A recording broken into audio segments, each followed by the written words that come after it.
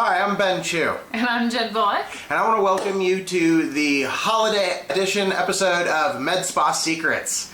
Today we want to talk to you guys all about reviews. So reviews are super important, whether they're Google reviews or Facebook reviews or Yelp reviews. They build credibility for your business. They show that people actually go there and interact and get services, and that people's peers and people that live in their area are seeing you and getting great results, or they potentially tell a very different story if they're bad reviews, right? Yes, absolutely. Bad reviews do happen, and we want to talk to you today about what to do when they do. Obviously, every med spa owner, business owner is at some level keeping tabs on or keeping a pulse on the reviews that are coming in to their business. Always feels good. It's a nice little high rush when you see somebody drop 5-star review and said something nice, but it can feel pretty not nice when you get a less than stellar review. Yes, sometimes there are reviews that are totally justified. There are risks in aesthetics, and sometimes even when we do our very best, bad things happen. And hopefully we don't have relationships with the patients that lead to poor reviews. Hopefully we're able to work through them. But sometimes bad reviews happen and they're totally not justified. We've done all the right things. The patient's just unreasonable, and sometimes they're not even reviews of patients that are ours. It feels terrible. I know that when it's happened to me, I spend so much mental energy going over why it would be there, what I could have done differently. I see things posted in our forums all the time where people are saying, hey, what do I do in this situation? I just wanted to talk a little bit about what has worked for us today and give you some tools and tricks that can get you through the whole process. One of my big issues, or I guess probably the most painful review that I got, happened with a patient who was non-compliant. And it happened over the course of 2020. It started with the patient having a treatment before we even closed, and during COVID, we were closed down for 2 months. She kind of disappeared off the planet and then showed up about 6 months later after we'd already reopened and had some complications from a procedure that she never mentioned. I was kind of caught off guard. I took really good care of, got her through most everything. I did all the right things for her, and then she got nasty and decided to continue to try and push. She left a nasty review. I couldn't even believe it. I'd put in so much time and energy and love into her, and it felt awful. What we did through that process was essentially we hired some help, but what it made me really think about was how could I avoid these kinds of things going forward? Because that's really what we should take from the feedback, is how we can make sure it doesn't happen again. Because ultimately, if it is somebody who's had a poor experience, we don't want those experiences to continue to happen in our facility, right? Absolutely. Like anything in the business, the review process, both for getting good reviews and new reviews and for handling poor reviews, needs to be a process. It needs to be systematized, documented, and implemented the same time every time as a system. And I think the first thing to note, the most important thing probably in my mind to note, is the thing you don't want to do to start off the process, which is actually respond to the review in any sort of direct way. Because I think that when I see people post in the owners forums and the aesthetics forums online, and when we've experienced bad reviews, I think it's super easy to take it personally, and you almost feel like attacked. Even though it's not necessarily even about you personally, it's about a business, interaction. But then the first thing that people want to do when they feel attacked is that they want to defend themselves. And generally online, that takes the form of leaving your own comment or responding. But if you respond in any way that actually says that they were a patient of yours, you have publicly disclosed that they were a patient of yours, and you have violated HIPAA by outing them. That can come back to bite you really quickly if, say, a medical board starts actually looking into the situation and all of the details of it. So how do you think you should respond then? I think that our system, and the system that I think other people should follow, or at least kind of do a similar thing, is talking to the patient. It seems almost silly that talking to them would be the lion's share of the answer. The first thing people want to do is they just want to jump on and they want to start responding. Don't do it. Pick up the phone, have your staff pick up the phone, call them, talk to them, figure out if you can come up with some sort of a resolution. A lot of times people can and will even go in and edit or change a review if you turn their unsatisfactory experience into a satisfactory experience. I know that Grant Cardone often says that he never looks at like complaints or bad feedback or bad reviews as problematic or bad even. He looks at them as an opportunity to either improve a situation or to maybe even make another sale, because maybe they weren't happy with what they got and they actually need something else that will totally create a whole new dynamic and better situation for everybody, and it just needed to be a conversation. But there are, to your point earlier, situations where you talk to someone and you do everything you could conceivably possibly do, and they still just want to run you through the mud. The thing is, it really can start at consult. I think first and foremost, we can do a lot with our messaging. From the time somebody walks through the door, sometimes we get a sense from people that maybe they're just not a good fit.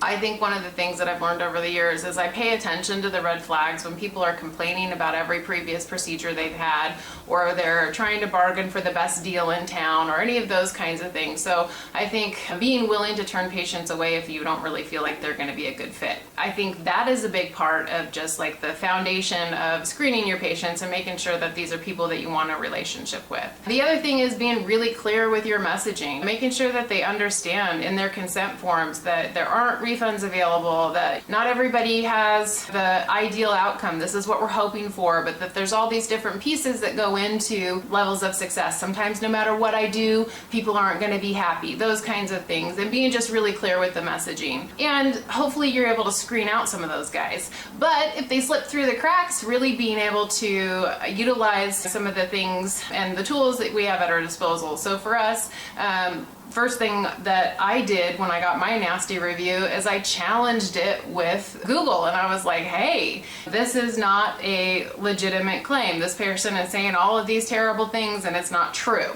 Now sometimes Google will look at that, and if they find that the claim is wrong, or Yelp or whatever the thing, they will take it down. There are policies that patients or people are supposed to follow when they file a review, whether it's good or bad. They're not supposed to put your name specifically in there or make accusations to your character or anything like that. They could say essentially what their experience was, but as long as they are respectful, they should be able to leave it up there. If they're not, that's where you can ask to have it removed, because there's standards and they have for their rules and regulations for what reviews should be.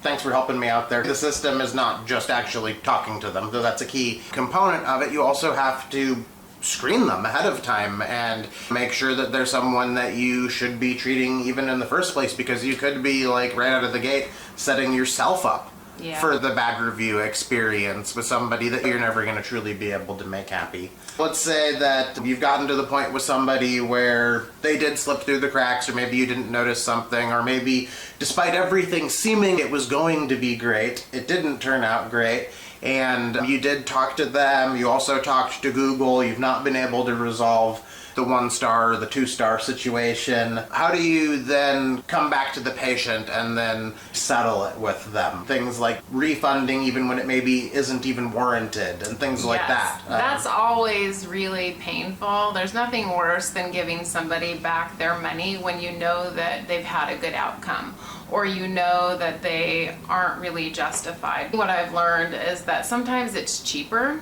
for me, when I look at the mental space that it takes up, the amount of my time that I'm going back and forth, the amount of lost potential revenue in the future, because this person is just, they want what they want and they're gonna smear me or just leave their nasty stuff up. I would much rather just give them what they're asking for, be done with it. What we do is we have a form. It's a legal document. It's binding. They have to remove whatever negative review they have put up. They have to agree not to disparage the practice, and we give them their money back. And generally, that's what they want. Thankfully, those things happen so rarely. I've been in practice 6 years, and I've had essentially 2 refunds in 6 years. Even though $4,000 or $5,000 is a painful loss, it was so much easier than the continued going back and forth with somebody or having somebody having to fight it out over long term, or even going to court or suing them for defamation, libel, or anything like that can become very expensive very quickly. And it's something that I think that most practices, including us, would want to avoid in all but the most extreme situations. And I do understand that sometimes you do just have to protect your brand and protect your credibility and all of that. And if somebody is totally defaming you and there's no way to settle with them, then that totally is appropriate to take it to court. But generally, you're probably not going to want the reputation as the clinic that sues their patients. Right. Because that also is not something that is going to be just good PR. It's just bad PR. I think those are all great, tactics and systems and kind of our general 30,000-foot view process for handling reviews that are not so awesome in the rare case that you do get them. But I think the overall strategy, aside from tactics, the strategy, my favorite strategy rather, for reviews or even bad reviews is getting so many 5-star reviews that nobody even sees like the 1 stars or the 2 stars. Right. They just drown them out. Right. I do, like on our Google reviews site, we have, I think currently over 300 5-star reviews. And even though there is 1 or 2 1-stars, they don't even show up anymore as a rating. So we were at 4.9 for a while, and now we're at 5 stars all the way across the board. Like the 1 star that's out there is somebody who no-showed 4 times and we refused to schedule them a 5th time. They tried to use a stolen credit card. It's not really... Or something like that. Yeah. Not to say that that's what the situation was with that 1-star review. But those are the types of things that I'm not really worried about at this point because everything else is drowned out. When you have hundreds of 5-star reviews and a couple low reviews, it's just really a percentage thing, right? If you can get those low reviews down to where they're less than 5% or less than 1% of your total good reviews, they're not even going to register and people aren't even going to see them. Drowning out the bad with the good should be your overall strategy, right, even though you want some tools in your tool bag for dealing with the few bad reviews. I've actually even heard some people say having 1 or 2 less than stellar things in there makes you look like you have a wide variety and that most people just really think you're awesome. And of course, there's always going to be 1 or 2 people you can't please. I think that's a totally viable way of looking at it, because sometimes if something is too perfect, it's almost unbelievable. Right. And then, I think as just kind of a couple resources for dealing with the kind of bad review thing, if that is something that you ever have to deal with, and I hope it's not, I do want to shout out the attorneys that are linked up with AmSpa, the Baird Dito law firm. They are fabulous. If you ever want to acquire representation to help you deal with a bad review situation. And then there are also, I believe now, some agencies out there that actually just like review management and reputation management is just 100% of what they do. We've never used them, so I can't really speak to that, but I do know they're on your radar. They are, and I've seen people post about them and seen some really good results with that. Sometimes it can be challenging to get what you need, especially with some of the agencies like Google or Yelp. But one of the things that I know that has been really helpful for us is just having a subscription with the medical justice program through Bird and Adato. And what they have is it's like a $79 fee, and they give you information, they manage your reviews, let you know if something pops up. And then they have forms and things like that they can help you. If you needed help with the negotiation with the patient, sometimes having that is super helpful, and they're available for that as well. Overall, bad reviews can happen. It's a bummer when they do, but there's lots of things that you can do to make it better and to survive the whole process. And just a little bonus holiday gift for you, rather, is, so how did we get to over 300 5-star reviews? And the surprising secret is ask your patients for them. So I'm not going to get into the whole systemized process that we have for making sure that every patient that is vibing good with the practice gets a request for a 5-star review. We'll save that for another episode sometime, but I do want you to know that you can easily get hundreds and hundreds of 5-star reviews for your med spa practice by simply asking your patients. So happy holidays, everyone. We'll see you next time on our next Med Spa Secrets.